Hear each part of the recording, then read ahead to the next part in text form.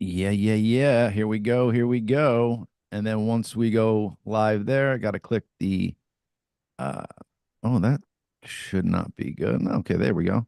I think we are live, ladies and Hey, hey, gentlemen. hey. Hey, Gracious 2 back again, episode 15, ladies and Hey, gentlemen. fitting. All right, sweet. It's Just keep crazy. racking them up. Lucky Roll number with 15. yes. For those who hear that in the background, that's Bobby. He's in the middle of traveling, so he's going to mute himself so we don't have to deal with that noise. Hopefully, he can pull some stuff up for us. I don't know if he can. We have a awesome guest coming on today, Mr. Steve Savo, is I believe how you say the name. He's done a bunch of Hmm. cool stuff. Been a fan of Live for a long time, a fan of Chad's, and his sons are picking up the torch and rolling with it. They're making movies, producing music and stuff. So there's a lot of cool stuff to speak to him about. Very cool. Look How you forward to it. doing, Chad? What's that? How you doing today? How's life? Oh, pretty good. Pretty good. Wrote down a list, a couple things I wanted to talk about. Cool. Are you hanging in there? Is the world bringing you down yet? World's never bringing me down. I'm hanging in. Yes. That's what I like to hear. So yeah, I'm we were. nursing my stymie though, but that's it. Oh, those are the worst, dude. They hurt. Yeah. Well, mine didn't hurt, but anyways, Oh it no, it's on the upside of getting better now. It was getting worse. I've Last had night I them. think it popped. Yeah, that's when the tension relieves itself. I've had them where it's like my eyes almost swollen shut. Yeah, I never had one until about 4 years ago. Now I've had, or 3 years ago. Now I've had like four of them. I'm like, what the fuck? Oh my God. Are you a feeder or an eater? This is the most disgusting thing I've ever heard. I'm listening to Howard Stern. A feeder is somebody who shits in somebody else's mouth, and an eater. Oh yeah, I heard that too. It's like, what the fuck? I'm neither. Thank you. Oh no. Oh yeah, went going there early. Oh shit. Stern. But, Hilarious. but on a serious note, Governor Abbott doing his thing, trying to protect America one state at a time. Texas taking big strides to stop the stream of illegal immigrants coming in. And thank God somebody's doing it because we can't rely on our federal government, apparently. Apparently not. Definitely not. Got to Our make it a federal state. government's trying to import voters. Right. Right. And you were telling me something scary about, is it Cali or LA specifically? Well, Los Angeles specifically, it's something called DACA Cops, DACA Cops, and it's their first class of DACA Cops are being graduated, I think now. And what they basically are is illegal immigrants that are now cops in LA, or going to be cops. Ay, ay, ay, with guns. They are here illegally, so they've broken the law, but now they are policemen supposedly to uphold our laws and carry a gun. So an illegal immigrant can now ask you, with no papers, can now ask you for your papers. Good luck. Sounds like a setup for failure. Good So luck. I mean, what the fuck? Exactly. Exactly. Yeah, like Leftist insanity. I mean, it's friggin' crazy. it's insane. I mean, it seems like they're trying, like this is how you would write a story if you wanted, your city to fail or your country to fail. Like you don't just start letting people who are undocumented, not here legally, carry guns and then question American citizens. It just doesn't seem right. And It's insane. It's fucking literally insane. And they think, like I was telling you earlier, I follow this guy Kramer Says on Instagram, and he's been going off about it. And he's like, yeah, he thinks they're gonna, basically do this in all the blue cities. God, well, let it be a test in LA because they'll realize real quick how that fails. Because what happens when one of these illegal immigrants questions an American and then it gets to a point where a gun is drawn and he shoots an American citizen and he's an illegal immigrant? That's Right. when you see riots and uprising in the streets. Uprising. It's, you're just gonna have to get the Supreme Court involved. I mean, it's gonna be ridiculous, and it's just a matter of time before that happens. Yeah, it's just it drives you crazy. Can you imagine you need the Supreme Court involved for something that is clearly illegal and we already have laws on? We Right. need it's insane. Yeah, I mean, it's crazy. I mean, maybe it'll go to a federal judge at the lower level, but it's like, yeah, it just baffles and boggles the mind that this is something they do. Well, I mean, so the left launches this whole defund the police thing. You have demoralized police. No one wants to be a police officer, and Right. now they're bringing in illegal immigrants to be police officers. It's like, I what the wonder fuck? if they're paying them less money. You know what I'm saying? Like, was this their way to defund the police by hiring lesser? Maybe. My God, dude! Like, you can't make this stuff up. Like, it just seems so asinine for that to be even thought of. You know Yeah, what I'm saying? My it goodness. is. It's completely asinine. It's just like I said, it's leftist insanity. And I want. then, the other thing I wanted to talk about was the Boston mayor she sent out an email and it mistakenly was sent out to everyone in her cabinet. Only electives of color had their own Christmas party. No whites were invited, but Wow. that's okay. Yeah. Reverse segregation, I guess, is what, guess what? I mean, it's just segregation. That's not even reverse segregation. That's allowed now on the left. And what happens? What happens if they were to do an all, white party or an Well, all? that could never fly. That would never fly. You can't do that. Well, right, but why is one good and one isn't? I mean, it shouldn't be They're segregation. both they're both shitty, Yeah. exactly, but not to leftists. One is good and one is not. My goodness. I mean, you're creating uneven playing fields, and that's what kind of got us to this place to begin with. Right. You know, Hmm. we don't learn from our past. I mean, that's the biggest takeaway that I've ever heard from any history lesson is you need to learn from past Well, mistakes. this is why the left destroys history. They don't want to learn history. They want to tear down all the statues of history. They want to destroy history so that they can repeat it. It's just insane. But I mean, none of it makes sense. I keep saying it's like upside down world, it's clown world. It's just like, what the fuck are we living through? right. And when did it become so like the Kennedy years, even the Bill Clinton years, like the left was firing on all cylinders at that Well, point. this And all started with Obama. yes, All this shit started with Obama. point. Very good point. Defunding the police, this whole like there's this gigantic race problem in America. That all started with Obama. I want to make it very, very clear that I voted for Obama. And So did I. in the first Twice. right, in the first Bush election, I voted for who was it, Gore? Yeah, Gore ran. Yeah. Mhm. Yeah. So I was literally Democrat at that point. Like I said, I'm still a registered Democrat. So I'm not talking out of like I grew up completely Republican and stuff. I'm not even saying I'm a Republican now. I'm literally, middle of the coin person who votes per party. But it just seems that the right is making a lot more sense nowadays, and the left seems to have an agenda to fucking take down this country for some reason. I just don't Yeah. understand it. Yeah, the left was always trying to be progressive and inclusive and all that stuff, but now it's like they're just completely anti-American. Right. Like they're trying literally to destroy the country. It's just wild.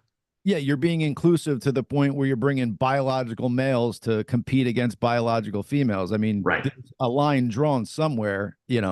All of the things that are completely illogical and insane just seem to be on that side now. I mean, the right has its own problems. They got fucking radical, racist, fucking disgusting idiots. Yeah. You have fucked up politicians on the right. None of the party is perfect, obviously, but all the crazy, like I just said, crazy illogical shit that they want to push on you is coming from that side. Well, And then they're like biology, and they're like, we follow science. It's like, no, you don't. Not with the biological men that are now call themselves women, and you are like, no, they're women. It's like yeah, throwing science out the window on that. But good. like if you're anti-vax, you're anti-science. It's like, oh my God. I just don't Correct. want to inject shit into my body that they're making me inject into my body. That means I'm anti-science. Yeah. And then if you do follow the science and you're seeing people that are getting all these heart problems and strokes and all this stuff, I mean, there's science there that shows shit is Oh yeah, not going the way it should with some stuff.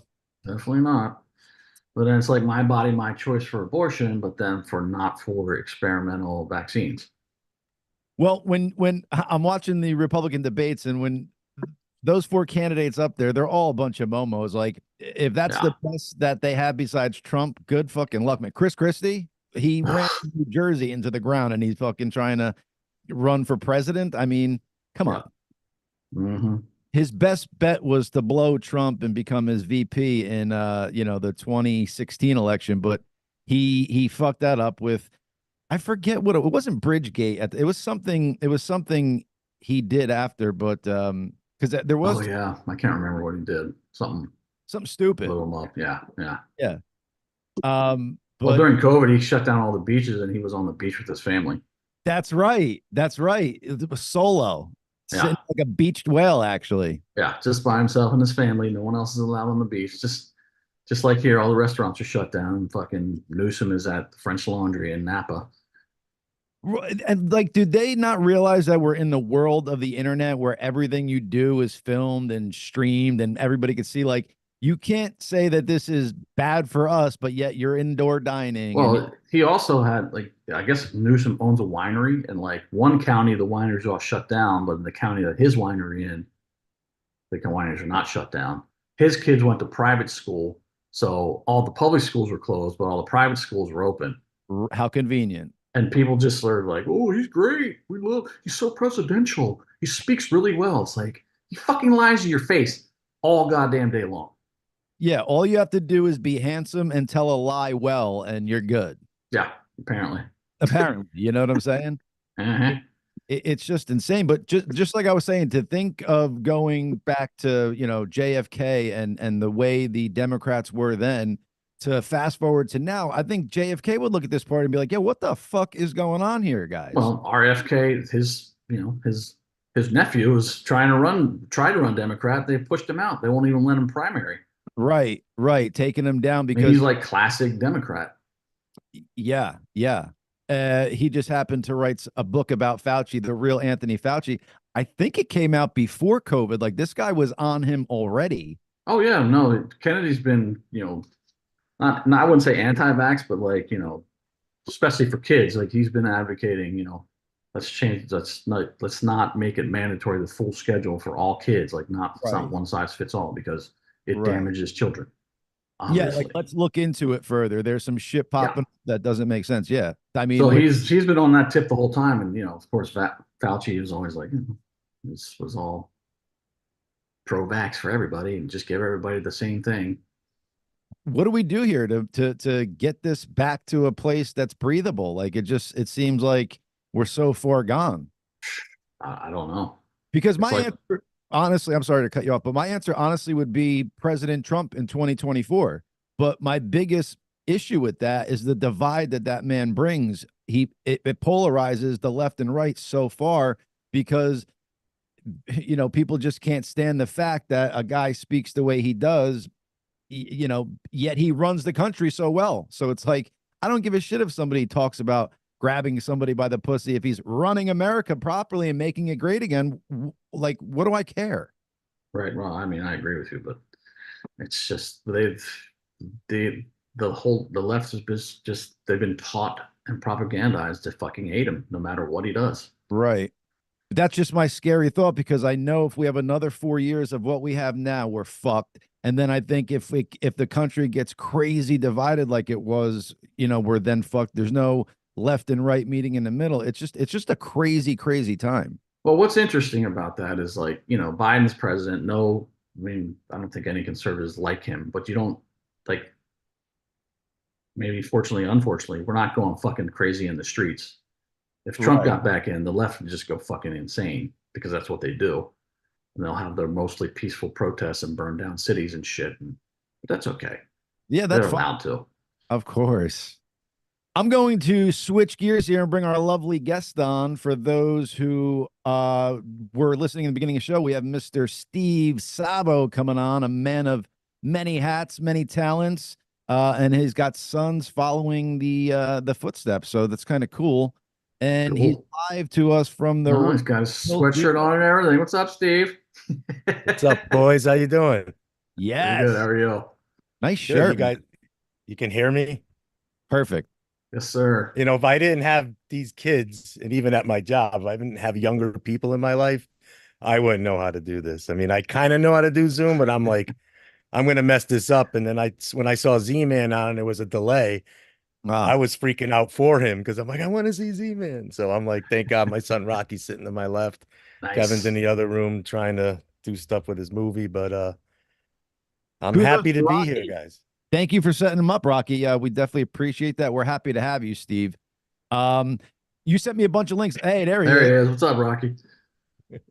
So I'm gonna try and pull them up. Our young producer Bobby is in the middle of traveling. I'm gonna see if he could pull those up, but if not, I'm gonna try to. But I always have issues when I try to stream, like show a video or something. So I've tried to work them out. I've not yet been successful. So Steve, talk to me. You play music yourself, or did?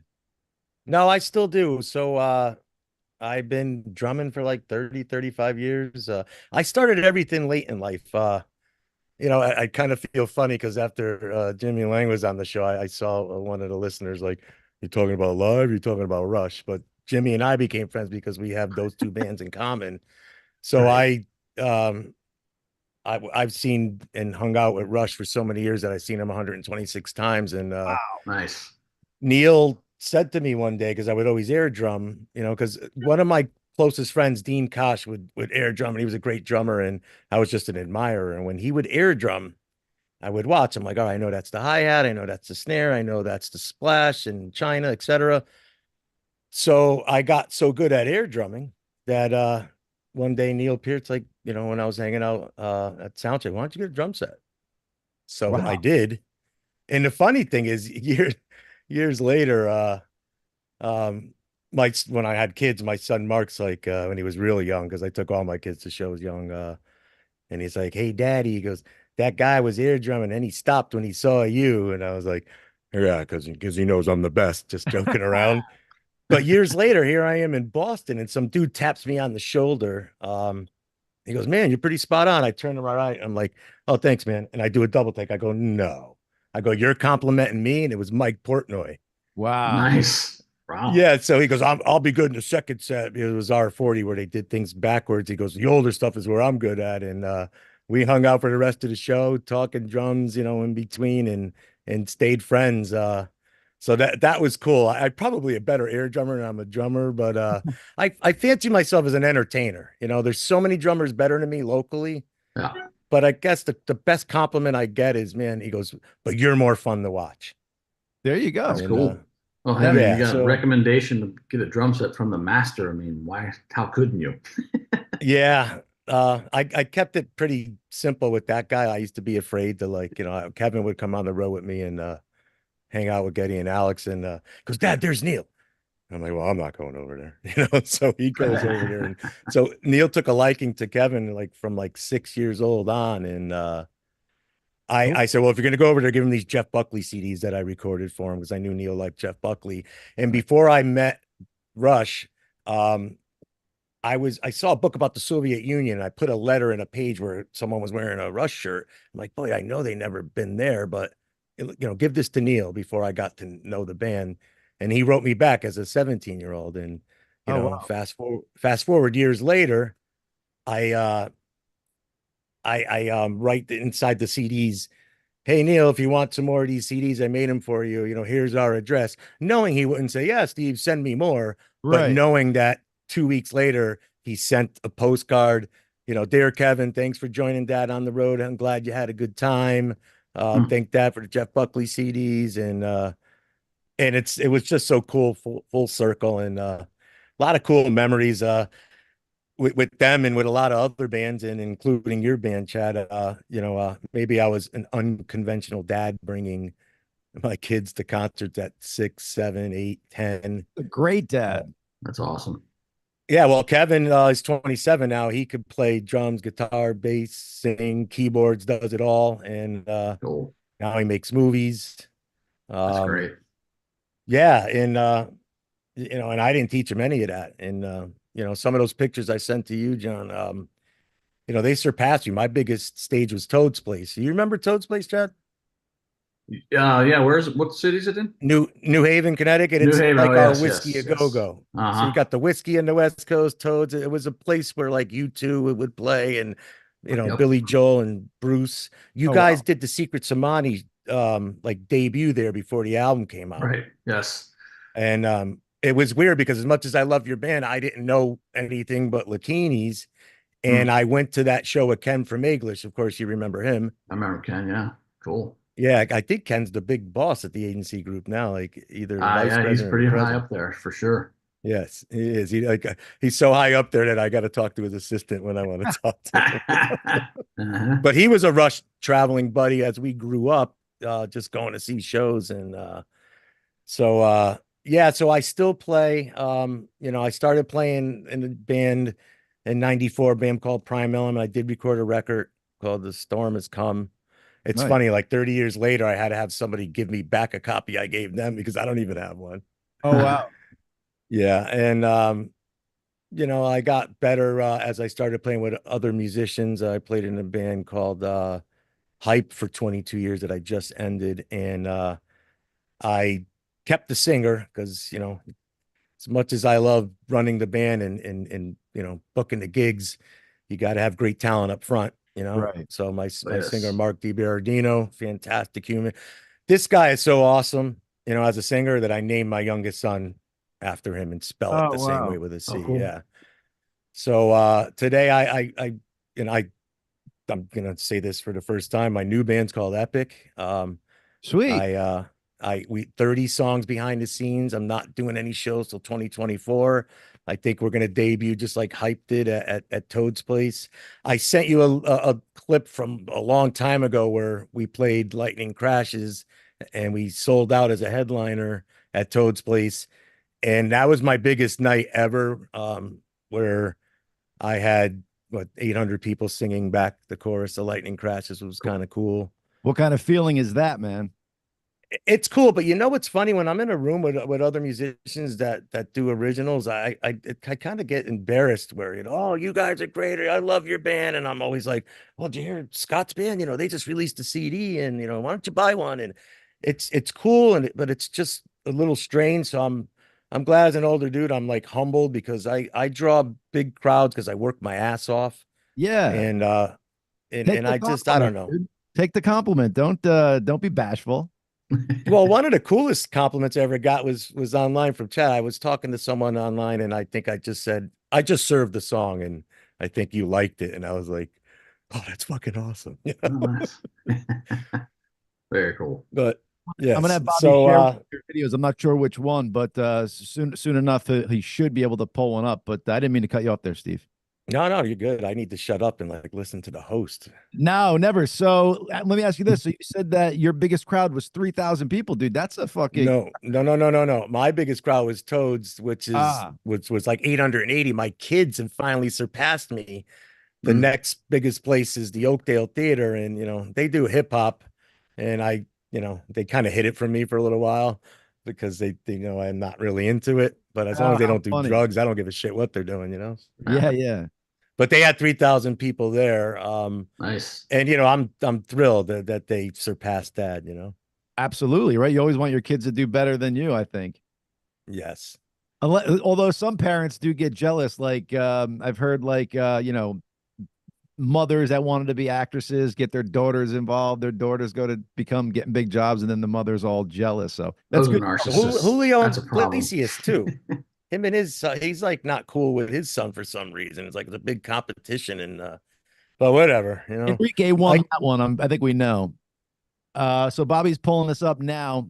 He's sharing the he's on his phone because, like I said, he's traveling. But this should be one of the videos that you sent us. So yeah, this is great. This is one of his son's movies, a trailer. Oh, cool. Bobby, you're not sharing with sound. I don't know if you could do that. So I'm gonna stop your share. See if you could share again, but with sound.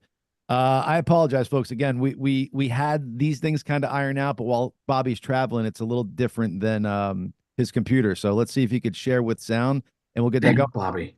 Steve is damn Bobby, exactly. Steve, was that trailer he just pulled up? Was that your son's latest movie, or was that the one before? No, that is like a series that he has on YouTube. So he made two movies. First one he made with his own money, wrote, directed, starred, edited, financed, called The Opener, loosely based on his own life. And I have a cameo in that one. And then he got a $50,000 advance to make his second movie called Rerouting.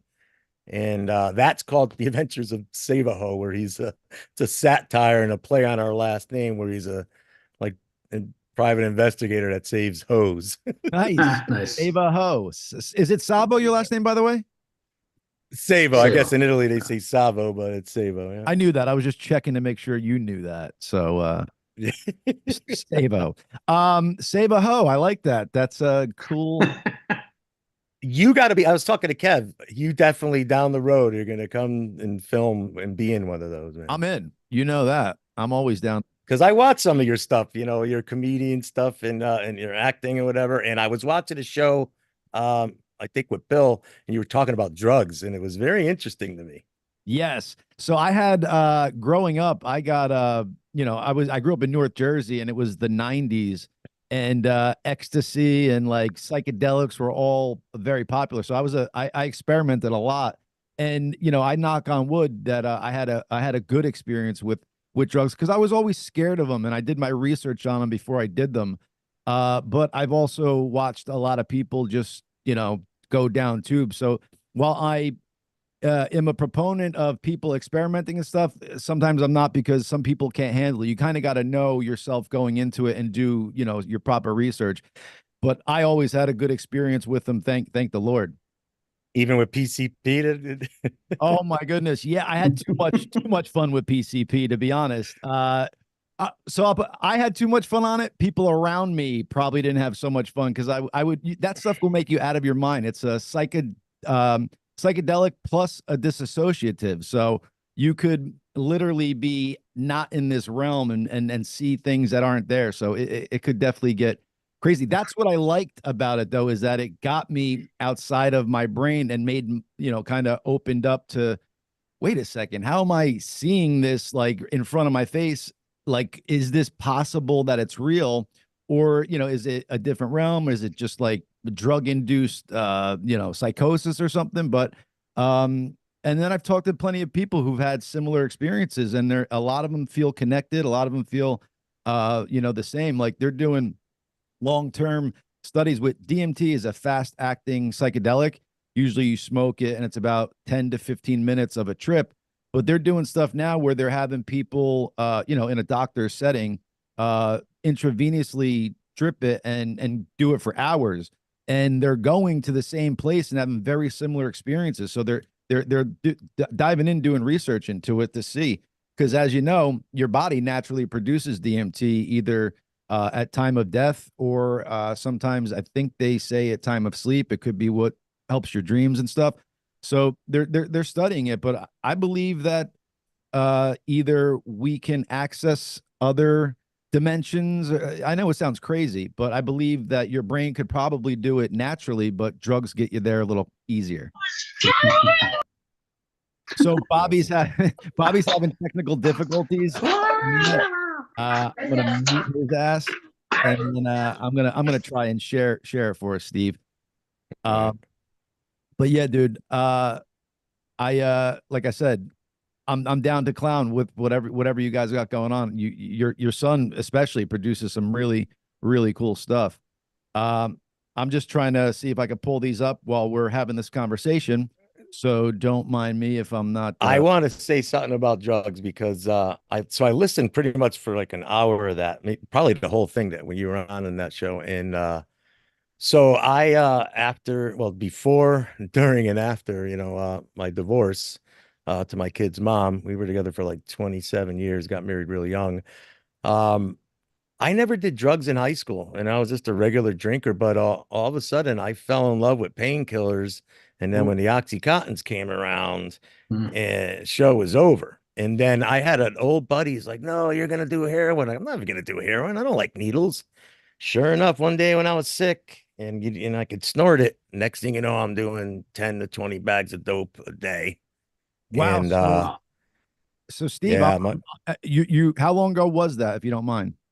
well, happy to say New Year's Eve this year will be 7 years I haven't had a drink, drug, or a cigarette. Wow. Nice. Good for you.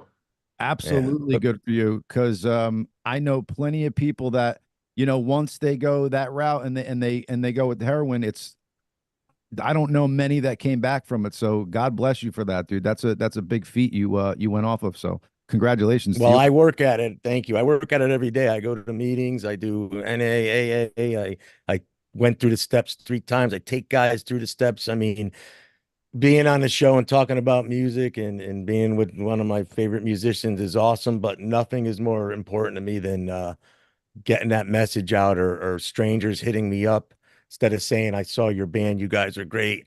They're like, I see your life changes. Can you help me? You know? Oh, that's beautiful. Wow. Yeah. Really. I could drop what I'm doing at work, and my bosses. I remember one day a girl came to my job on a Wednesday, and I'm off on Wednesdays. And so ironically enough, today my boss has just let me leave for 3-4 hours. But my boss overheard. He goes, Steve, I need help. I lost my phone, so I came to your job. I slept in the woods last night. The rehab has a bed for me. Can you give me a ride? And I turned to my boss. He's like, just go, go. Wow. And as I'm driving there, I said, this is God. I'm not overly religious, guys, but I'm very spiritual. Same. And I said, this is a God moment, because I'm normally off Wednesdays. Had you walked in and asked for Steve and he wasn't here, you might have went back to the woods and died. Right. Right. Now, I certainly didn't save her, Wow. but there's a lot of moments like that happen. And I don't know, my journey's been pretty awesome, and so many things have changed. I remember on my birthday, I think it was like 6 months in, I was living with a girl who I'm not with anymore, but we're friends. And I drove to PNC to see live. I don't know if you remember this, Chad. I mean, you see a lot of friends, but I ran up and saw you, and I love how you say you could walk through the crowd and not be recognized, and that's probably a cool thing. I love it. And I said hello to you, and I'm like, oh, it's my birthday, man. I came by myself, and it was one of those cool things. On the way back, I remember she was busting my stones, like, when are you gonna come back? When I'm like, you know what? It's my birthday. I'm gonna do what I want. I drove to Jersey.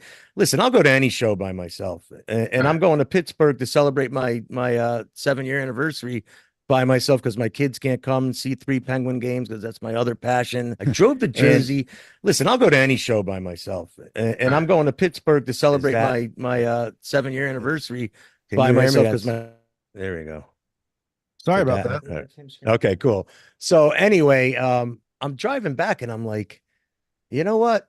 I hung up politely, and I don't know. I just went home and made some life changes, and I was just driving to a show alone and back is where you lose out on an awesome time talking to someone. Like my son Rocky and I are big hockey fans, so we drive 7 hours to Pittsburgh. It's like, oh, I'm going to take a little nap. I'm like, well, Rock, 30 minutes and we're there. That's how much talking we do. That's awesome. So to be alone in a car for 2-3 hours to go see a band anywhere, you got to love the band. And Right. And I just started learning more about myself. Like, I'm going to just do what I want. I used to be afraid of flying. Now I'm a sober man. We go to California, Rock, 2 years ago. We flew to just drive on the Pacific Coast Highway, and we caught the Penguins in LA, Anaheim, and San Jose. Then the following year, we went to Colorado. 9 more NHL arenas, and I've done all 32. Oh, wow. Sweet. So I live my life now. And once again, Chad, I know it's probably something you don't even remember, but just to see you, to run into you at a show that I'm by myself, to see one of my favorite bands. Because listen, I love Rush, and they're like musicians band, but something about live got me on my feet. And I'm not, it's funny, a drummer who doesn't dance, but live makes me move, and it just brings out the best in me. So that meant a lot to me. I'm like, and I'll be damned if someone was going to ruin it on the way home. And I just hung up and enjoyed the ride home, That's freaking great. Wow. Love it. I like your comment. Drummer doesn't dance. I fucking hate dancing. Well, I mean, I could move from the waist down, because I used to play hockey. I can ice skate, I could roller skate, but like, what do I do with the top half of my body? So I can move my hips, but what am I going to do? Like air giants? I'm like, forget it. Chad, That's cool, man. Chad, you kind of have like a dance groove while you're drumming, though. I mean, you're real animated behind that kit. I mean, you might not be standing up on your 2 feet, but back there, you're like, Wow, man, yeah. I don't consider that dancing, but yeah. I mean, I guess it could be a form of dance. Rocking in your seat. I'm sorry. Steve, but you touch on a bunch of fascinating things, and I think it's important for the audience to hear some serious stuff every now and again. Going back to what the painkiller thing was, back surgery, a little minor back surgery, but it was an excuse. I was already playing around with it. And then we moved to Charlotte, and I knew I was close to Florida. And I'm like, boy, if I could start looking into this, I can So it's funny. Drug addicts are very creative. Yeah. So it's like you would think like, well, if you could be creative and get a good job and take care of your family, no, well, we're going to get up early and get what we need before full withdrawal at noontime kicks Right. in. So that's why I tell people it's so much easier to do the 12 steps and clean up your life than wake up and bullshit people and find. I never was a scumbag or a thief. But I did all this while I had 3 kids at home, and I went from my band Hype was so successful that I took a 4-piece cover band and we were making like 2,500 a night, and I salaried out though. I was a booking agent. I said, guys, everyone else makes 100 a man. I know that sucks, but I'll pay you guys 300 a piece. You plug in, play, and leave, and I'll take the rest. So I would leave at like $600 to $900, but I would be there and do all the work, and I'd go home and boy, your band was great. We were stopping in for a drink and we were going to go somewhere else, but we stayed all night. So I'll look up where they are. And until the sun comes up, I'm emailing those fans and stuff and keeping the draw going. So for years, I was able to just quit working and be an amateur drummer and take care of my 3 kids. And Wow. yeah, so but as I started to get lost, my guitar player left and went to LA, and the band went down, and then my brother had died from this disease. So And sorry. then Sorry a to hear best that. friend of mine died from just broke his neck. And I remember I was on tour with Jesus. Rush, and I was going to see him, and I called him, and he answered the phone, but his phone was messed up, and he hung up, and I never got to see him because he broke his neck on a trampoline. So it was like loss Jesus. after loss after loss. And when you're an addict, you just start self-medicating, and then eventually, It gives you an excuse, right? yeah, and eventually I ruined everything. I owned a home at 19, married at 20, waited 7 years to have kids. So I didn't have to get married. But those opiates took my marriage, my family, That's the one I've seen ruin the most lives is the opiates. oh It's yeah. such a draw in. And believe it or not, I mean, while there are physical addictive qualities to it, alcohol and Xanax are the ones you can't quit cold turkey. Like you need to wean off because you could stroke out or die. Even though it feels like you're going to die going through that withdrawal on heroin, I don't think anybody does. You're right. I was in detox for 2 days, and boy, this is a funny one. So I I went in on New Year's Eve because how many times, oh, I'm going to give up drinking or whatever, and then you do a drink at midnight. Well, it's technically the first, so let's wait to the second. That's a weird day. Let's do February. And the funny thing is, had I known Live was doing that concert on New Year's Eve, I might have like driven to Pennsylvania and still been out there doing drugs. But I was like, shit. And I have ways of sneaking into whatever I want or getting Right. past places that I'm not invited to. And I Yeah. mean, half the times I actually, went up to anyone in Live or even Rush before I became friends with them. When I saw my friends that worked for Rush wearing passes that had like pictures of Dennis Hopper, it didn't even say All Access on it. I'm like, I could use my old passes. And I walked anywhere I wanted with my mean face. I remember security going, "Could I help you?" I'm like, "No." I'm just gonna do like this. Nice. So yeah, I invaded a couple of spots with you guys, but I anyway, I just that those years of doing drugs and forgetting that I was a dad and everything, it got to the point where the kids would say, well, listen, we got to come to the realization that dad's gonna die. Oh, And because I gave up the pills because they didn't work anymore, and I was doing the heroin. And yep. finally on New Year's Eve 2016, I said, that's it. And I actually left detox after 2 days because I was more triggered in there. Oh, I wow. could get you dope a lot cheaper. And people were throwing it. I'm like, and everyone was mad at me, my whole family. And I went home and I white knuckled it. Yeah, I was gonna say they probably didn't believe you that you were being tested there that way. Yeah. But and even I, you know what? I don't like talking about this. But I'm gonna bring it up for the listeners that I wasn't into coke, but when you're hurting and someone's like, well, I got some coke, and I'm like, all right, I'll snort some. Oh, you can't snort it. I'm like, what do you got? Crack? I'm like, I don't do crack. But when you're that low, guys, you'll do anything to take the edge off. So Yeah. now I'm only buying from dealers that sell heroin and crack, and it's kind of funny. I feel silly talking about all this, but I don't, because I As you became should friends not, with dude. I became friends with Chad's mom when I was in Pennsylvania Mm. going to see Z-Man. So, but Oh, mom's mama. she sent out a few things about my sobriety where she supports me. So your mom's an awesome woman, She's Thank great. you. Yes. and She's Z-Man's awesome. alcohol free, and we talk about that, and yeah. So in live, because of live, I met so many great people. Thomas Senator, was it Fee or Phi? What's her name from Australia? I don't know how to pronounce it. Oh Oh yeah, Phi yeah. Oats. Yeah. Yeah, so I met her with your mom when I went to go see Chris and his band play, and of course Adam Kowalczyk, who on my 50th birthday I booked to come play a show where my kids opened up, and then his band Alo, and then my band Uh-huh. Hype, and then Ed showed up to support his brother, Cool. and yeah, so I'll tell you what, guys, none of this would have happened if I didn't clean my act up. Again, I wasn't a scumbag, but when you're not living right, you don't show up for things. And I'm happy Mhm. to say that everything in my life today is fantastic. Everything with my sons is fantastic. All three of them. I That's just bought great. a new car today. I work for a car dealership, a Subaru dealership, but I bought a convertible Mustang today. Yes. Sweet. Yeah, and I'm Congratulations. like, I don't even need it, but I just bought it. Yeah. And I don't know, life is great, man. Rocky and I are picking our next trip to see the Penguins, maybe Minnesota. I don't know, but I just live life to the fullest today, and I'm single, but I'm not lonely. I date, but I won't settle. I haven't found the right one yet. And Smart. so music, family, sobriety, and now you guys. Single, ready to Cool. mingle. I love it. And Well, it oh, makes me sorry. happiest that you got to repair your relationship with your sons, because Yeah. that's Yeah, most important for yes, sure. definitely. And you made a great point that if drug addicts can get past, that addiction and that disease, and they use that energy that they had to fuel that addiction and disease, that they could do anything.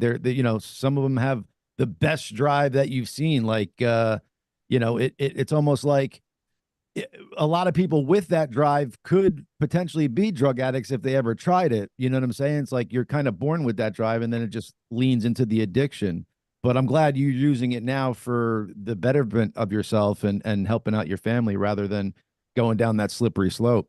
I think about a lot of like addict behavior. Like when a guy at work's like, dude, what happened to you? Like he's 30 and I'm 55. He's like, he got written up at work. And I'm like, you sent off an email to the big brass? And I'm like, yep. And he's like, why? I said, notice that I didn't do what I normally do. Pause. Does it need to be said now? Does it need to be said by Steve? None of that, and I didn't pause. And he goes, well, how can you just let something go? I go, because I still come from the mind of a drug addict.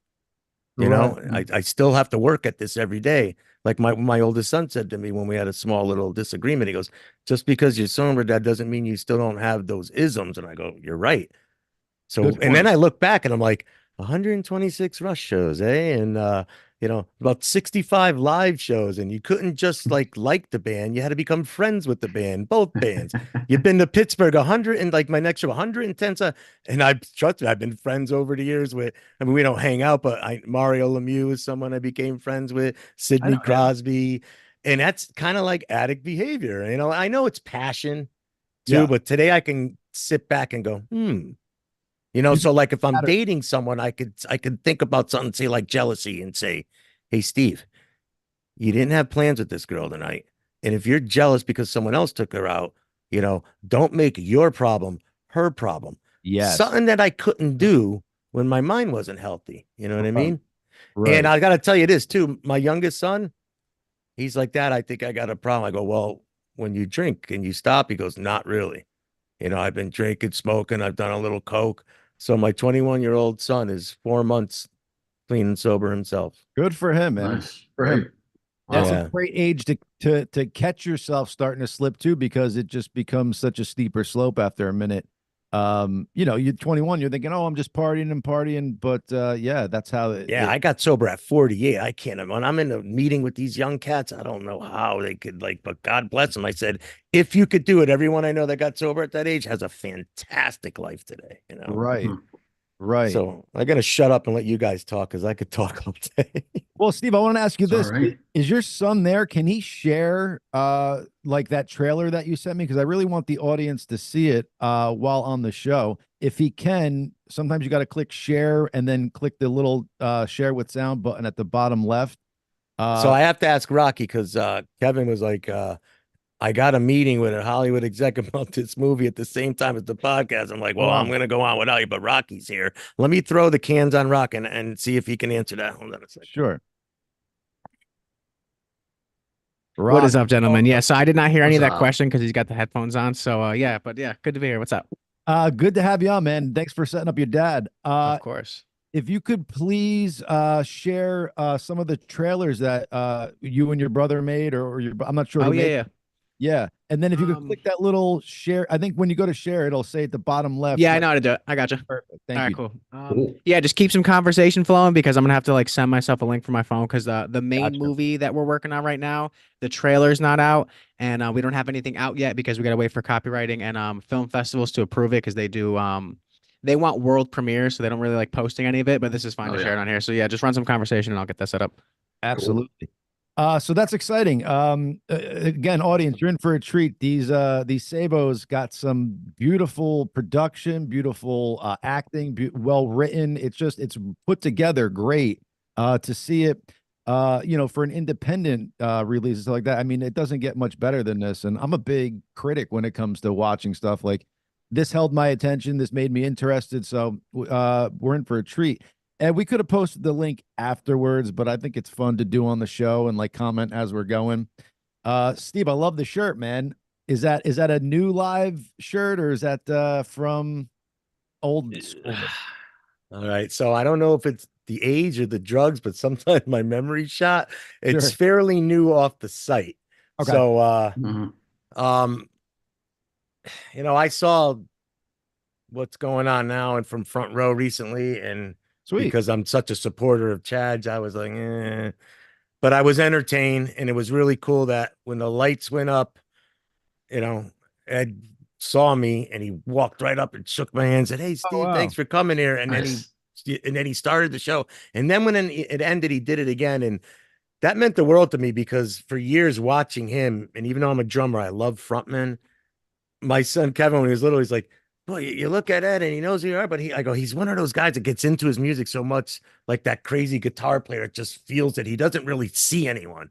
Right. But I guess as we get older, you just get more humble and you're glad people are there. So that was awesome. Zach Lloyd's a friend and I love him. And listen, everyone did a good job. And I don't really want to get into stuff that's none of my business. Hopefully somewhere down the line, I could see Chad jam with them, but that's something that you guys could discuss. I do want to bring up something real quick. Chad, do you remember that last show from Springfield? I think it was one of the last shows you guys played together. It was Springfield, Massachusetts. Not off the top of my head, but I love it. You played so many shows. It's great. Anyway, I remember talking to you and I asked you if those sticks were exclusive to you. And you're like, no, you should try them because I would either wrap my ProMark 747s. I used like Neil Peart sticks and I'd get cramps and they'd fly out of my hands. And after 30 years, I switched to those sticks and they're awesome. Freaking awesome. They're great. Yeah. They really are. And I don't really like change, but I kind of was like, listen, you need that because it helps you. There's nothing worse than sticks flying out of your hand. Yeah. Can we grab and recover? Absolutely. But yeah, that was like a game changer for me when I discovered those. ProMark started making them.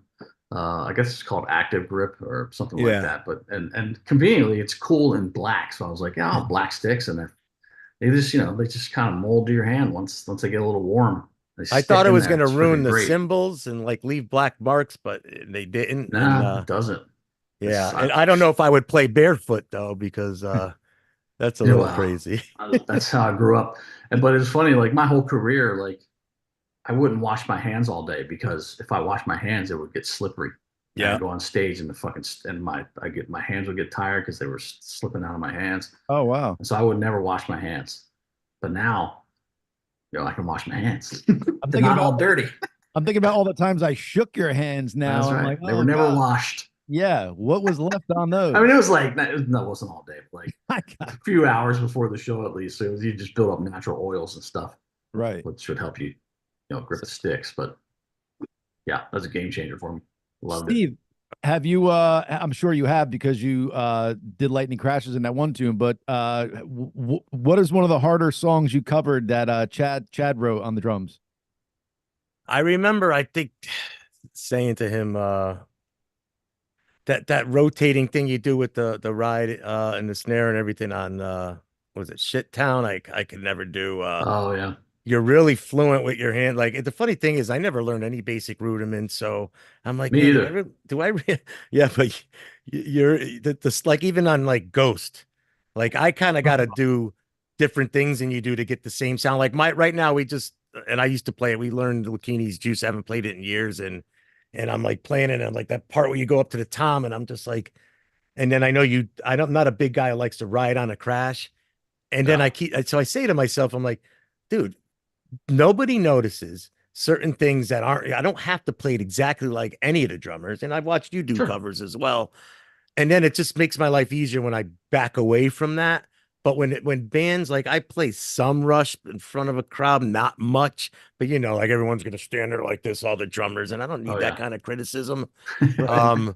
So I saw an old video of me playing Iris, which is a great fun song to play. Sweet. My favorite way to play is two hands on the hi-hat and rotate that way. I love and we talked about backstage one day about playing Pain. And I'm like, dude, I go and borrow a maraca, and then I'm like, I don't think anyone can hear it. It looks cool. And I'm like, how do you get the mic? He goes, oh, there's a little mic in it. Yeah, Ah. Mike, there's a little mic on it. Yeah. Or Yeah. mic on it, right? Yeah. So, I'm like, here I am doing it, and I got my youngest son holding a mic to it. I'm like, that just gets rid of the coolness of the whole thing, right? Right. So, so that's the first song I ever heard. It was 1990. I don't know. I think I was 20, and I heard Pain Lies on the Riverside. And honestly, it was Patrick's bass that made me go, yeah, who's this? Yeah. And of course, the bands I started playing with, you got to have a good bass player to play that. And Patrick's certainly no slouch. I think he's a great bass player. Absolutely. And funny enough, my singer, I went to see a band playing. I'm like, oh my God, this dude's playing some live. And I go, I thought I was the only one. So I introduced myself, and then I eventually stole him from his band. Nice. So just like Rush, I've met so many lifelong friends, 20, 30-year friendships because of your band. Wow. And because of, I mean, but like music brings people together, right? It's so just like sporting events, but there's something special about music. And but yeah, and I do get my balls broken sometimes with some of the crazier drummers that are into like thrash and just heavy stuff. What's so special about this Gracey dude? And I'm like, I just like how solid he is, man. And Right. and you probably don't remember because you see a lot of nut jobs like me, but on the Distance to Here tour, I sat in the front row with my bandmates, and I went and made up a shirt, and it says Gracey's God on it. Oh, cool. I remember Taylor Nice. looking at it, and he's pointing, he turns, and you're like nodding your head, like, I see him. So I don't know. I appreciate that. yeah, and it's a little over the top, but yeah, again, like I love Neil Peart, and I could play some of his stuff, but I identify with you a lot more.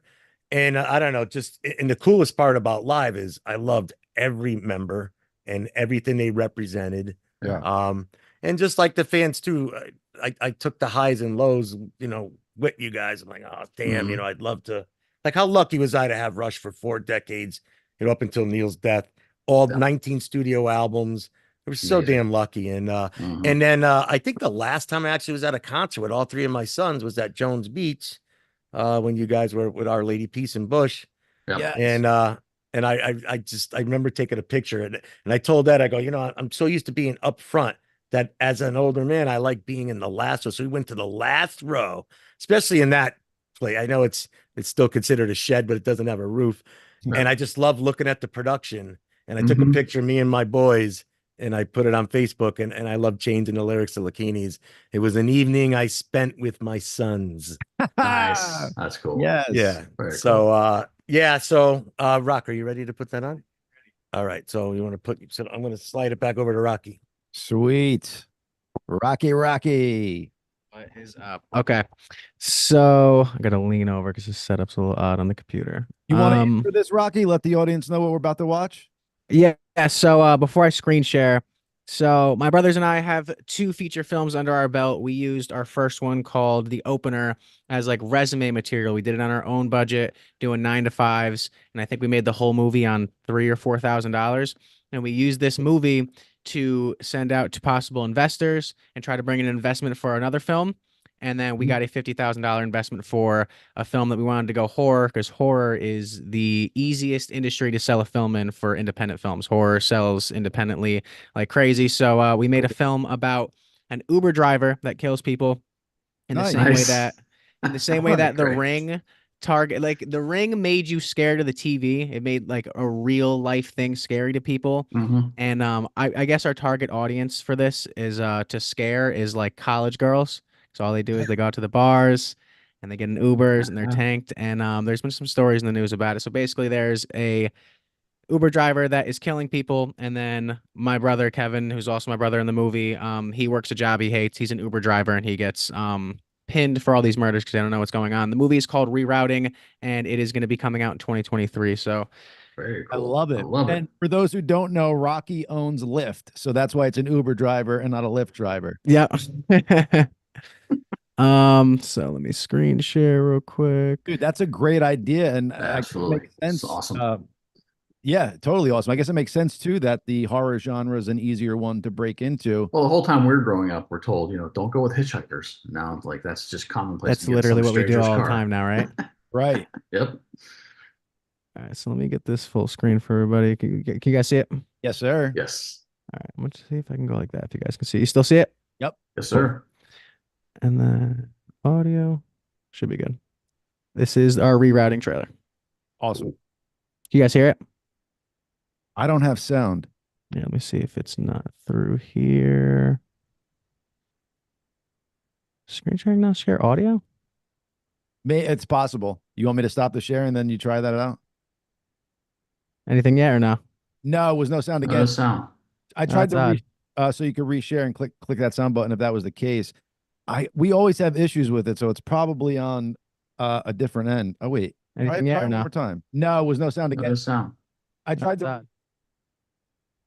Sound I button. think it's probably just a Zoom thing, because I don't know if Zoom's able to share audio through a feed unless I can change the mic real quick. Input, built-in microphone, internal microphone. I think it's my soundboard. I have a chat way to have the sound come through, and then the USB to way the sound come through. But for some reason, when I turn up the chat only, it Input. starts showing our. Oh, wait a second I here. just changed my microphone, so let me try one more time. If it doesn't play, then you can try what you're trying. Wait. I think I figured it out there, Rocky. I got something playing audio. Let me try this, and then you should be able to. Okay. Yeah, now we should be able to hear it. Click play. I'm sorry. Any audio? Nothing. No audio.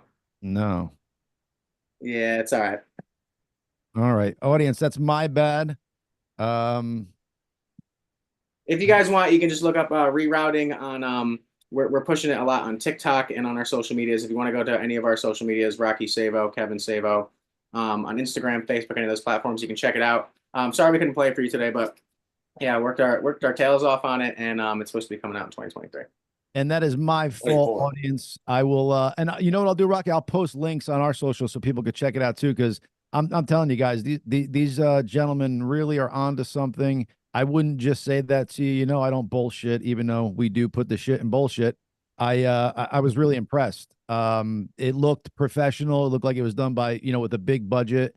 And the actors, I was very, I guess, surprised that you found independent actors that were that good. So it's definitely worth checking out.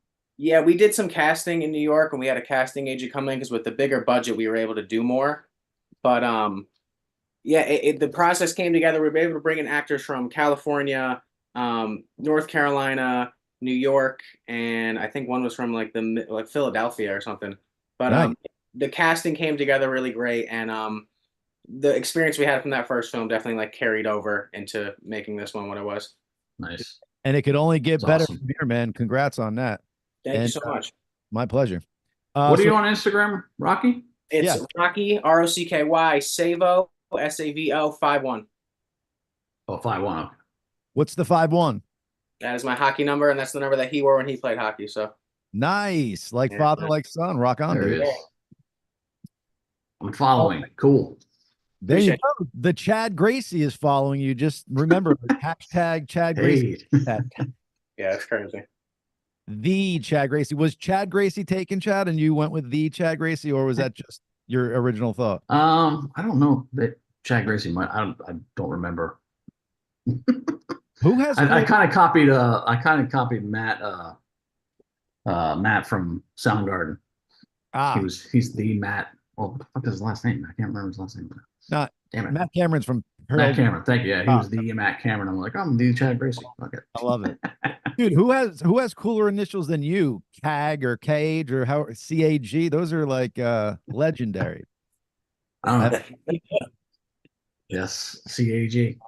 Put it on the sticks. Yes. Steve, my apologies about that. That I couldn't pull up those videos, but he sent me a bunch of he's got pictures with you, Chad, from back in the day, pictures with Ed. I think he was at an Adam Kowalczyk show. What was that band? Was it Allo or Allow? Hello. Adam said he Yeah. got that from by mixing letters in his last name. I think he went back to Adam and the Weight though, but Steve, yeah, pull up the Adam closer. and I we become good friends and Second closer. I changed your mic. I figured it out, by the way. If you guys want to try one more time, but I'll let him get on the mic. Let's do Let's it. try one more time. Try one more time. Yeah, there's a little Yeah, button that why says not? share audio with screen. Share sound. Okay, I got it. Beauty. Cool. I knew there was something. A little quick Google look. Password Beautiful. See, I told you, audience, we would figure it out one day. We just needed the one and only Rocky. just like when we get there, that's when we made it. All right, let me know if this worked. Yes, sir. Yes. There you go.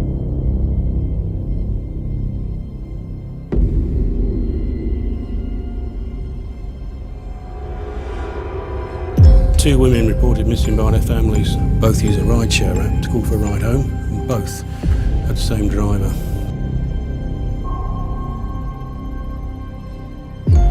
No.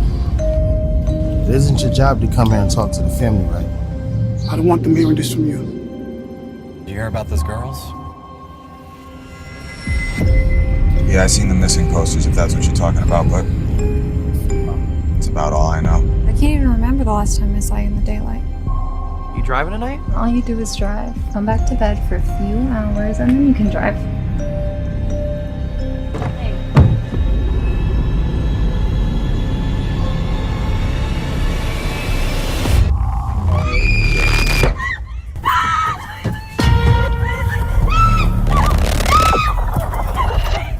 Oh boy.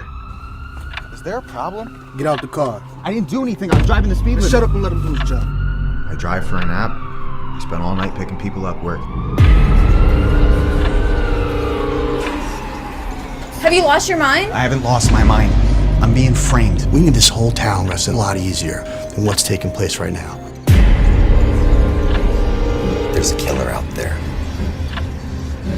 Some sick fuck snatching up girls in the middle of the night. You try not to get emotionally involved. But that's like fooling yourself into thinking that you're human.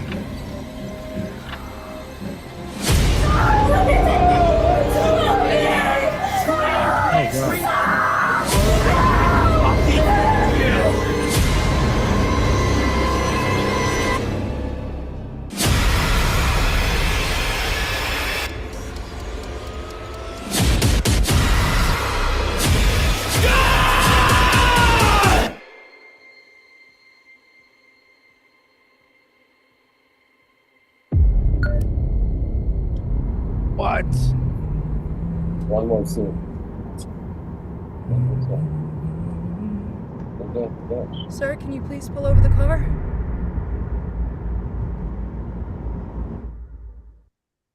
Dude, Nice. That's great. that is sick, Wow. bro. I mean, am I correct here, audience? For those out there, that is absolutely phenomenal. That trailer, the soundtrack to it, the acting. That guy, that Uber driver, is creepy as fuck, man. That is filmed Good so actor good. though. I'm impressed. Oh yeah, I'm Yeah, sure really he's cool in great. life. Oh, thank you so much. Dude, you So should. John, I think somewhere down the road you should probably like have Kevin on because like I'm disappointed he's in the other room, but Oh, absolutely. you could probably do a whole show with him and not just about movies because Kevin's got a million shows of stories about being on the road with me, live shows, Rush shows, Iron Maiden. See, I mean, he's in Guitar World magazine with Van Halen when we were with Van Halen for a week. Rock on. Yeah, so somewhere down the line when you need a guest. Yeah, we're down to have him on. We're down to have the brothers on together, both on separately. I'm down with the Savo family for sure. I'm a fan. Kev Rock Entertainment is a company I started when Kevin and Rocky were first born. So I was going to name Mark when he was born Roll, so it could be Kev Rock and Roll. But my wife said we're not naming him Roll. Nice. So then, when I kind of like lost my way and wasn't doing anything as a booking agent, they took the name and got an LLC together, and now Kev Rock Entertainment is more of a movie production company and whatever they want it to be. The production. And now, what's cool is General, I watch from a distance now. I'm glad I'm not that stage dad who gets in the way because I'm just thrilled to be alive and just watch them work. I was gonna say, don't get in their way, man. They are creatively on point right now, so let them rock and roll. Not to yeah, they figured out he figured out the audio, so I can't mess with that. Right? Thank you for that, Rocky. But yeah, Rock. I mean, we would love to have you and your brother on again. If Kevin wants to come on by himself solo, that's fine too. But we'd love to have you both on. Yeah, we would love to. And Kev can definitely talk about drumming too, because he's the only one out of the sons that like took drumming from him. And because I got the hockey from him, and my little brother just does whatever the fuck he does. But basically, I don't even think he's told you. So when we were doing hip hop, we would do shows that would be like tied into his shows early on, and like no older rock band really wants to hear our kind of style of music, and it wasn't like anything like super bad or whatever the case may be. Right. But he really liked the fact that he can go out and do shows like he did. He's starting a cover band right now where he's drumming, and all they're gonna do is like tailor to like the female market. So they're just gonna really rockify like every like famous like chick song, I guess. Taylor Swift. So, but yeah, no, literally, but like that's his play, and it's gonna be him and like 3 other girls, and he's killing it. He's been rehearsing around. Yeah. Another brilliant idea. Him and 3 hot girls doing chick songs. Let's go. I'm a fan already. I'm coming. Have them play in a bikini. I'm really even there more. Including your brother. Make sure he's in bikini too, because there you go. Absolutely. So Kev's been on stage. Yeah, he would probably do it. Kevin's been on stage with me since he was 9. I used to sing one song, and my singer would play the drums. I would do like Rock and Roll All Night from Kiss, and it was more of a novelty. Like, oh, the chubby drummer's gonna get up and sing. Let me hold my piss and not go to the bathroom and watch Steve because he's a clown. And it turned into something fun. And Kevin at 9 years old, and so it was like 9 and 10 and 12. He was never had any stage fright. And next thing you know, the kid's like, I remember I grounded him from singing once. And I hear him in his bedroom, and I walk back in, and he's got this Casio keyboard, and he's playing Angry Young Man from Billy Joel. Wow. And that's not an easy song to play on keyboard. Wow. No. How do you he's from singing, Steve? Are you like just wrapped up his mouth, cut off his tongue? How do you stop somebody from singing? Well, I would. It was weird. I would take him out to the bar and let him do karaoke, and a place would like go nuts. And it took 45 minutes for us to leave because all people was like, "Oh, what do you want, a picture?" He's like 10, 11 years old, taking pictures, signing autographs, doing karaoke. And I'm like, "Look, man, I look like an idiot father here." I'm like, it's getting close to 12 o'clock. I got to get him out of here. And the guy's like, "Oh, no, man. We let him do the second song late towards the end of the night. So you're anchoring the talent, and he's freaking 10 years old. I look like a jerk. If you're going to do that, give him half your money." Oh, that's exactly. So I only did that. I only did that, guys, because I wanted to see, well, if you're going to come back to Connecticut, because we were living in Charlotte and I was doing a once a year holiday show at Hype, do you have good stage presence? You're going to be afraid. And he didn't. He goes, "This is wireless." And he's walking through the crowd. And nice. Yeah, it's just totally amazing. And then as far as filming, he's been playing with video cameras and filming and editing since he was like 4 years old. And yeah, I mean, I'm amazed at these guys. And It just in every aspect. And then Rocky, like, you know, the fact that he played, I was a decent hockey player, but this guy's like, you know, a star. Now he got his little brother involved. Cool. He's cleaning his act up. He's like, Mark, why don't you need a hobby? Come play hockey. And we'd fly back from a trip, and he's like, I got to make my game. I'm like, take a night off. He doesn't take a night off, and it's just a men's league, but these kids are passionate about everything, man. And even to be like available today to be with me today, you know. Well, Dad, you gotta be proud because I believe that comes a lot from the parents where the kids learn to be passionate and things of that nature. So you should be a proud father. That's 100% true. Like I was talking about that last night with my youngest brother. We were talking about how he kind of just spawned 3 mini hymns, and each one of the kids has one of his like hobby traits, whether it's like, and even the film thing he doesn't talk much about, like regardless of what he was doing, we were younger, like he put us on to so many good like older films like Shawshank and all the Rockies and Goodfellas and all those things, and that bled into the oldest, who's the writer. It bled into him so much, and that was his like for me it's hockey. That was his hockey before he got into like music making and stuff. Would you like to come say hi, Kev? Look who just walked in the room. Oh, got Kev. Sweet. Kevin Savo. Say hello to Chad and There he is. JRo. What's up, man? Chad, what's going on, brother? How are you? JRo, what's happening? Sorry, guys. I was just, I literally just, how are you guys listening to him through this? Hey, we just saw your rerouting trailer, dude. So good at your part, but wow, is that? Thank you so much. I just spent the last hour on the phone with the producers in London, submitting it to a bunch of film festivals. So we just submitted to 6. We're hoping it's a good 2024 season. If there's movies out there that can compete with that on an independent level, dude, I would be floored because I'm in. I'm all in. I want to see that movie like yesterday. It looks great. The premise is amazing. The Uber driver, fucking, I think I'm gonna have nightmares thinking of that dude tonight. Thanks, man. I appreciate it. We gave it our all with that one. It took the majority of 2023. It was only a 12-day shoot, so we did that entire thing in 12 days. Wow. But it was split into 2 separate units, and between pre-production, post-production, and then almost like losing our houses and our cars and like all our most valuable possessions, because you always lose money on a film. You make money immediately in advertising, but you always have to lose to make a film. It just consumed the entire year. But all that teaches you a lot. Teaches you patience, and it teaches you not to prejudge your own product or your own determination or anything, because the motive for film, and it might be similar with music, honestly. You have to have a delusional belief in yourself, but at the same time, you have to know that, you know, to the certainly to Hollywood, which we operate outside of, but to the business, you ain't shit. You ain't shit until you're pre-selected by the audience. So it's kind of like, as long as you know that, you never stop trying, basically. Well put, man. 100%. Yep. It's awesome.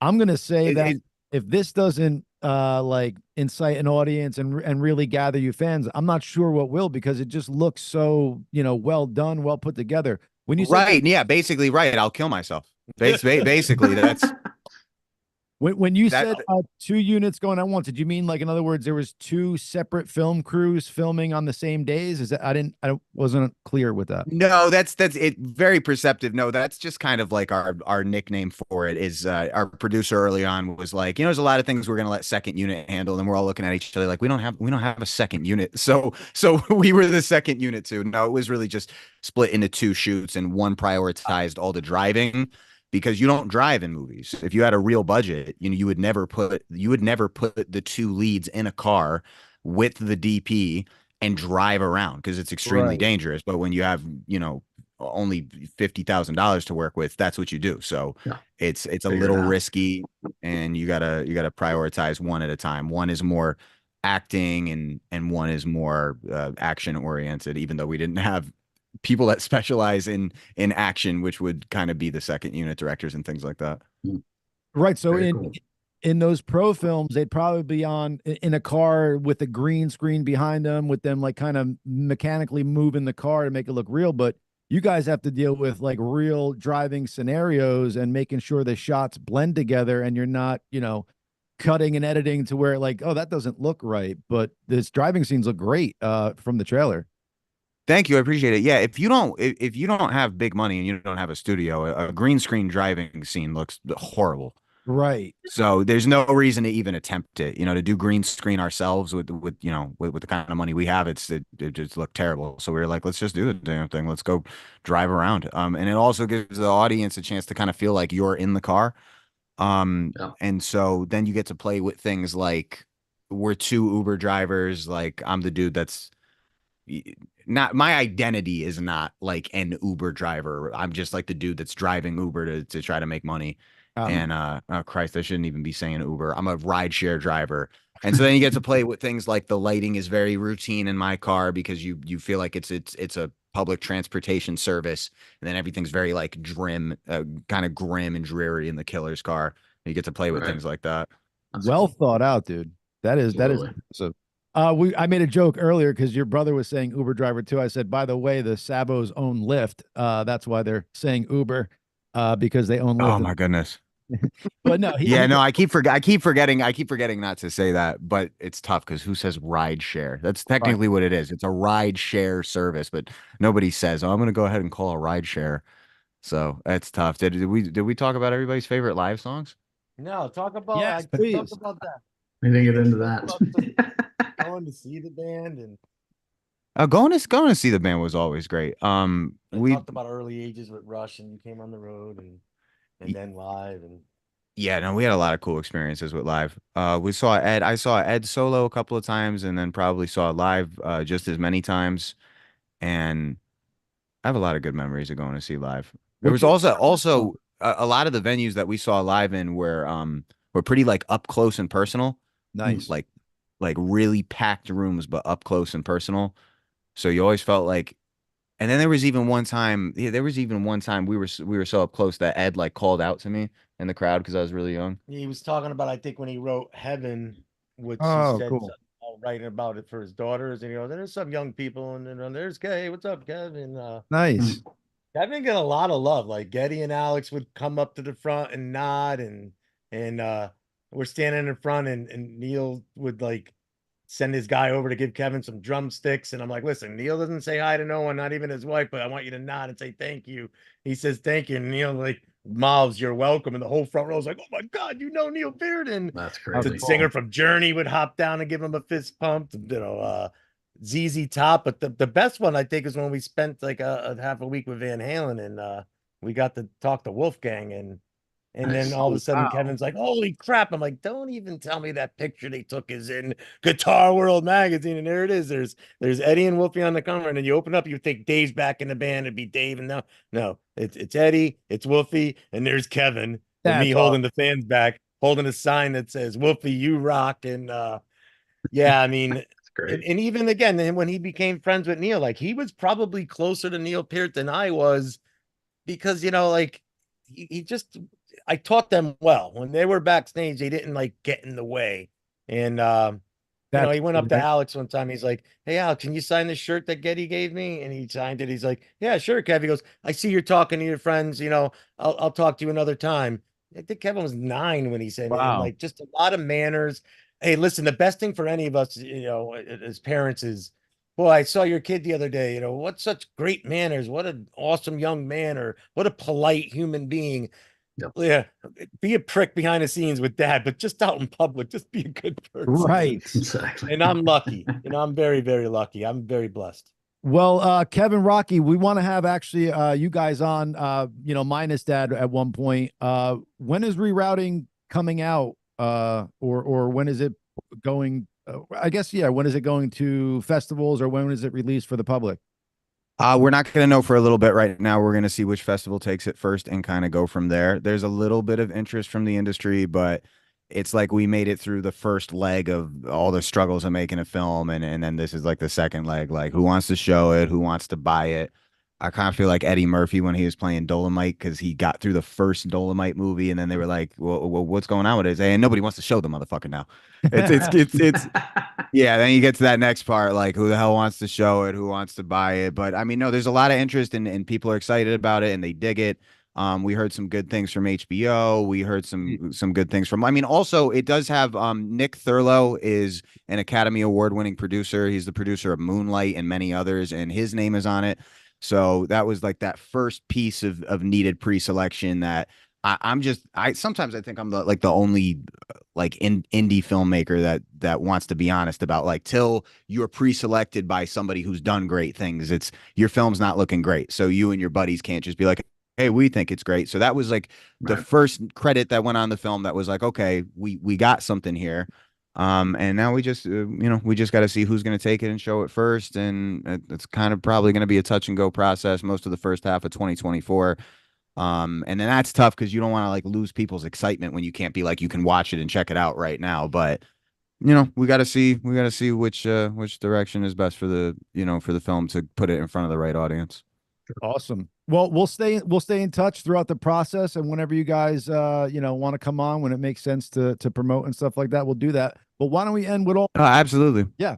Why don't we end with all three Savos telling us their favorite live song? There we go. Or go ahead. I guess is going first. My favorite's definitely Operation Spirit. Nice. Heavy drum beginning. Yes. I like playing that song live too, because not a lot of people want to do that. But. So what's interesting about my favorite live song is it feels like it's technically a hit, but it's not, but it is. I don't get it, but it's Simple Creed.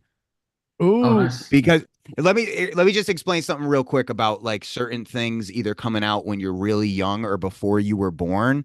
You can't figure out sometimes like what the impression or the status of one of your favorite songs is when it didn't come out during your prime. You know what I mean? Like if it came out before you were born or when you were young. So like I would go back and check out the music video for that, and I'm like, I can't tell, was this like the shit at the time, or was it overshadowed by the bigger hits, or I don't know, but all I know is that song fucking kicks ass. That's like my favorite. And that live record, this is always the great thing about live. You have to say live the band had a live record. Right. That confusing record that was recorded live. Phenomenal. Paradise. Yes. Oh, live at Paradise. Opened with that. Yeah. And that's dope. So I listened to the live version of that a lot too. Cool. Yeah, the video for Simple Creed is funny, right? Ed's growing out his hair. It's kind of froed out at that point. It's not one. It is so strange to see him with hair. Yes. Totally. I don't know. That was his last ditch to grow out his hair. I don't know if I have a favorite song. I have a favorite album, and I always catch shit for it on the sites. Five's my favorite live album. Which one? I don't know why. Oh, yeah. Can I talk? That's a great thing you brought up, dude, because Transmit Your Love on there is ridiculous. Right? Yes. Yeah. Hero Love. That's one of my favorite songs. Oh my God. There's like a weird part on one of the songs where Ed starts rapping, but that's the only lull in the album. Besides that, I'm like, this is a great album. Instead of picking a favorite song, but let's also talk about Birds of Prey. It's so underrated. What a phenomenal record. Sure.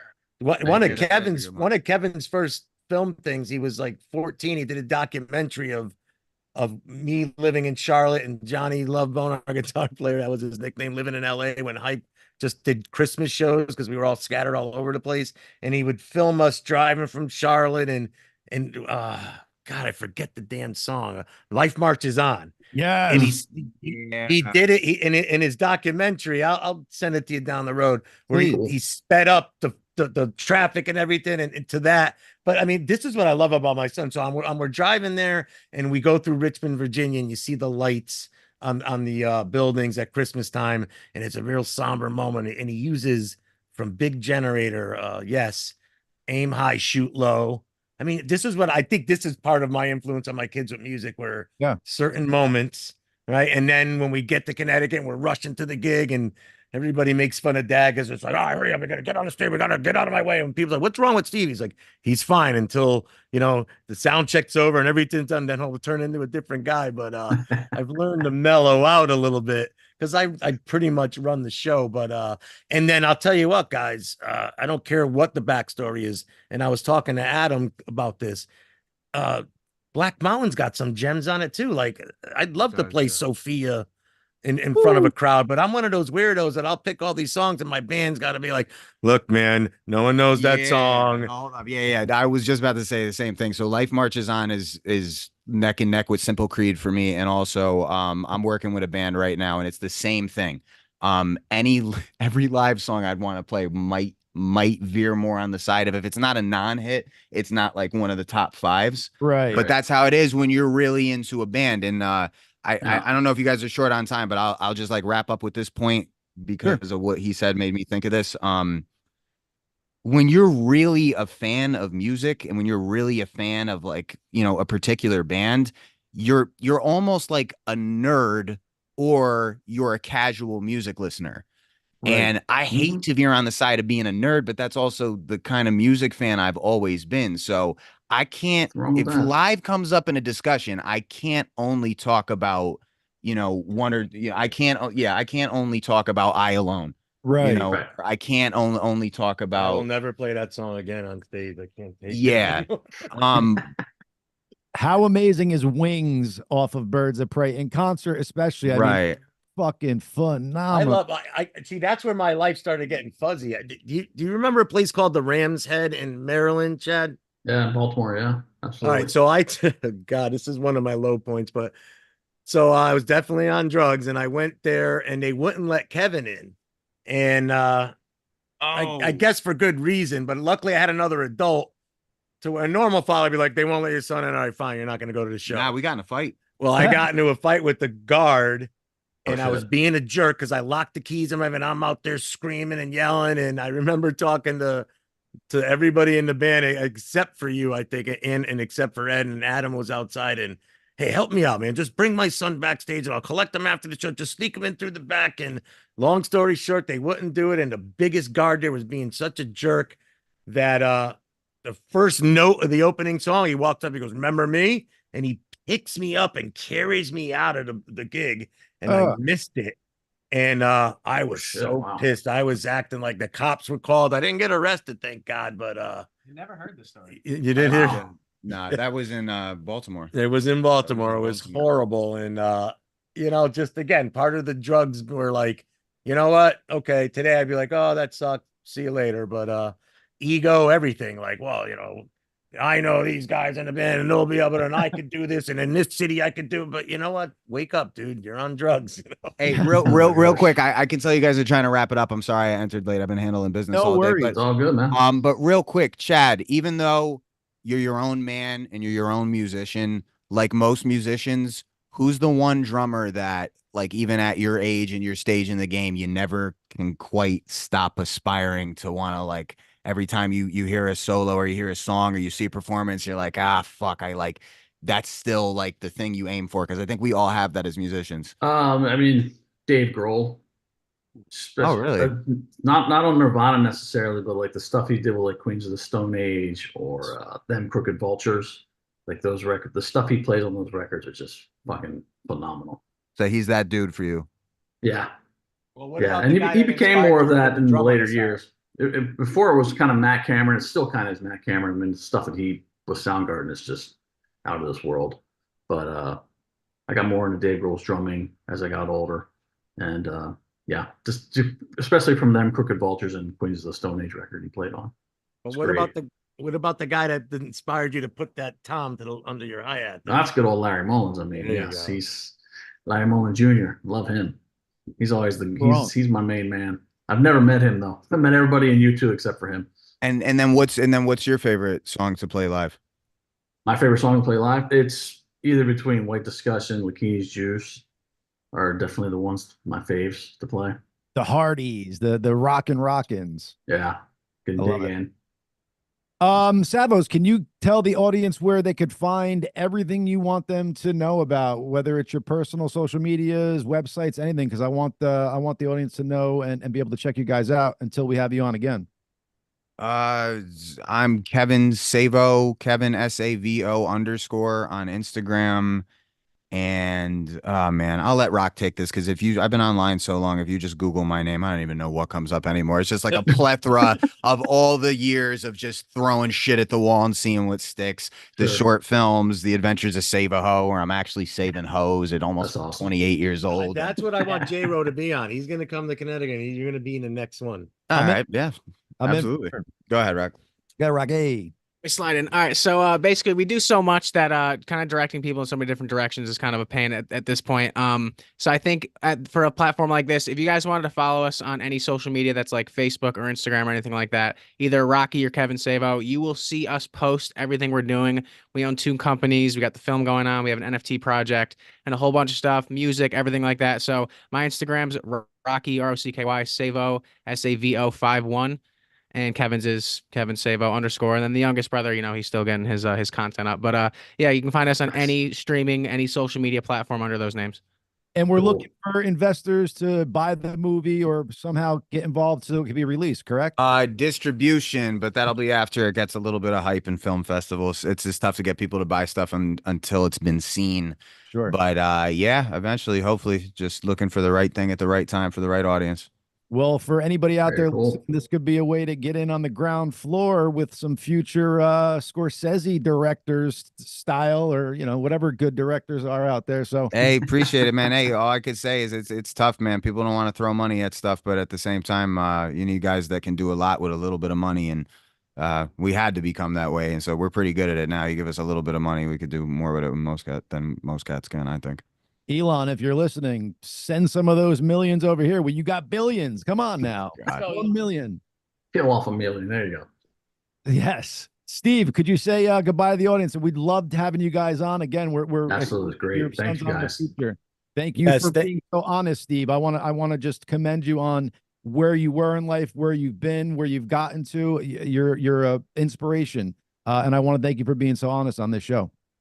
Thank you, man. This has been great. When I saw Z-Man on this, and I was like, man, and then I hit you up, and I'd love to be on it. And again, it's mostly, I was telling my kids, it's mostly to talk about, where I was near death and I changed my life in sobriety. And I want to, maybe someone hits me up after the show that never knew that they can become sober and live their life. But I don't have much to plug. Again, I play in a cover band, and I'm thrilled to just, have a part in stuff like that. But proud of my kids and plug their stuff, and then just everything they do. So thank you both. Chad, you've always been an inspiration. I love you. I'm always rooting for you. I hope to see you on stage again. And God bless you both, man. Same to you, man. God bless you. Thank you, gentlemen. Pleasure to have you guys on. Thanks. Thank you. Our pleasure. Our pleasure. All right, that was the Savos, ladies and Savos. I'm sorry. We started off with Steve, and we got his better halves or quarters or third. Thirds, yeah. Third, yeah. We got 2/3. Dude, that was great, man. I'm inspired by these guys with the music, with the movies. They were fun to have on. Yeah, just absolutely. Steve and his life, and I didn't know that story. It's great to hear that. And like I said, my happiest part is that he got to repair his relationship with his kids. Yeah. Beautiful. Totally. Because, you lose that trust as a father. Sometimes it's hard to gain back. So thank God he was able 100%. to turn life around and to really, inspire his kids. Like he said, some got the hockey from him, some got the film from him, some got the music from him. So you could tell that he's a big part of their life and has been. So it is beautiful. Mm-hmm. Ladies and gentlemen, that is our show. We do want to thank you for listening. Please go like, share, and follow all of our pages. Check out Steve and his son's adventures. And again, we're going to have the 2 younger men on in the future. And anything you want to say to the audience, Chad? Thank you as always. Appreciate it. And keep listening. And we'll be back next week. Yes,